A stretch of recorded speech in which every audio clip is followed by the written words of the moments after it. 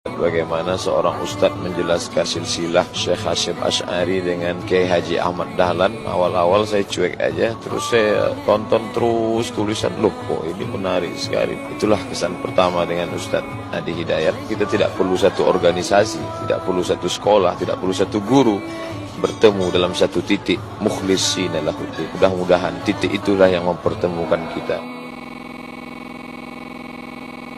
Kenapa Kiai Haji Hasyim Asy'ari mendirikan NU 31 Januari 1926?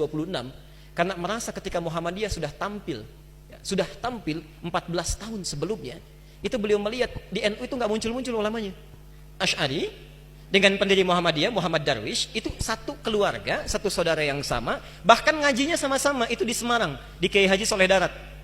Dia ada 3 orang, Muhammad Darwish, kemudian Hasyim Asy'ari, satu lagi itu kakek buyutnya Cak Nun, MH Ainun Najib.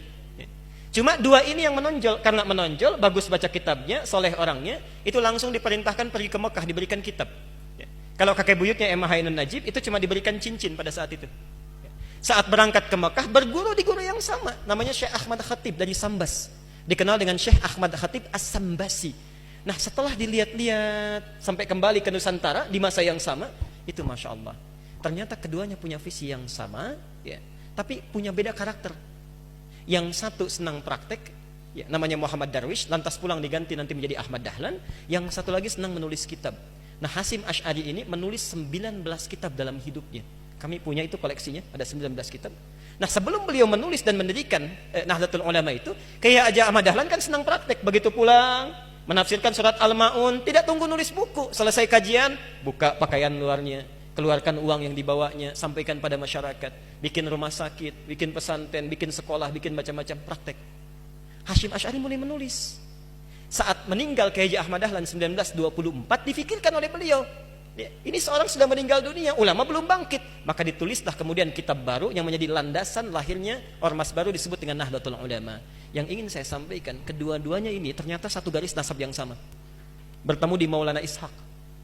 Jadi kalau kita urutkan, maaf, Muhammad Hasyim Al-Asy'ari bin Abdul Wahid, bukan Kang Wahid yang ini ya, itu ada Gunawannya, ini lain. Bin Abdul Wahid bin Abdul Halim. Abdul Halim itu nama aslinya Pangeran Benawa, dikenal dengan Sultan Hadiwijaya, nama lainnya Joko Tingkir. Bin Abdullah bin Abdul Fattah bin Abdurrahman. Abdurrahman ini anaknya Sunan Giri, bukan Giri yang ini tapi. Nah, Sunan Giri ini anaknya siapa? Anaknya Maulana Ishaq. Nah, di Maulana Ishaq inilah nyambung nasabnya.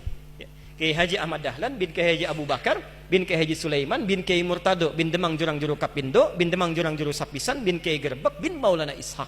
Siapa Maulana Ishaq ini? Maulana Ishaq ini adalah anaknya Ahmad Jumadil Kubra, salah satu wali yang dari 9 yang datang dari Mesir, dari 9 wali itu.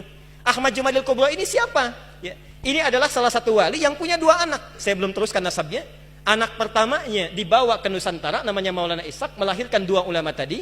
Anak keduanya lahir di Mesir, bernama Syarif Abdullah. Nah, nanti Syarif Abdullah inilah yang akan bertemu dengan salah satu anaknya Prabu Siliwangi.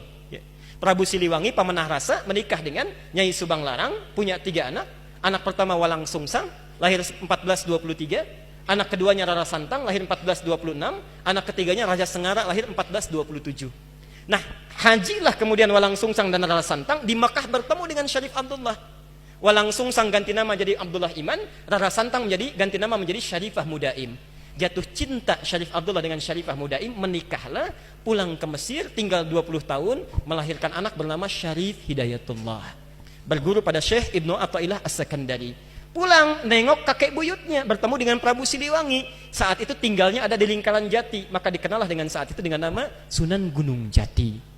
Nah, baik Ahmad Dahlan ataupun Hasyim Asy'ari itu berada di satu garis yang sama, dari Ahmad Jumadil Kubra bin Ali Zainal Al-Kabir bin Ali Zainal Abidin, keturunannya dari Al-Husain, Husain anaknya Ali, Ali suami Fatimah, Fatimah putri Rasulullah sallallahu alaihi wasallam. Tapi sampai hari ini tidak pernah Ahmad Dahlan disebut dengan Habib. Itu enggak ada. Kayak Ahmad Dahlan. Yang penting sikapnya seperti Nabi. tuturnya seperti Nabi, pandangannya seperti Nabi. Kullu mri'in bima kasaba rahin, itu pilihan kita semua. Mudah-mudahan pertemuan hari ini kita menjadi baik seluruhnya. Kita bermohon pada Allah Subhanahu wa taala seluruh para asatidzah, dai-dai, para ulama kita, terkhusus Ustaz Abdul Somad dijaga oleh Allah Subhanahu wa taala dan bisa memberikan pencerahan kepada masyarakat Indonesia khususnya tentang wawasan-wawasan keislaman yang luas yang dengan izin Allah Subhanahu wa taala itu semua bisa menghadirkan kenyamanan dalam beribadah, ketentraman bagi hubungan antar masyarakat, dan yang paling kita harapkan dengan itu semua masyarakat Indonesia akan lebih beragamis, dekat dengan Allah, bisa memaksimalkan nilai-nilai keislaman dalam kehidupan. Assalamualaikum warahmatullahi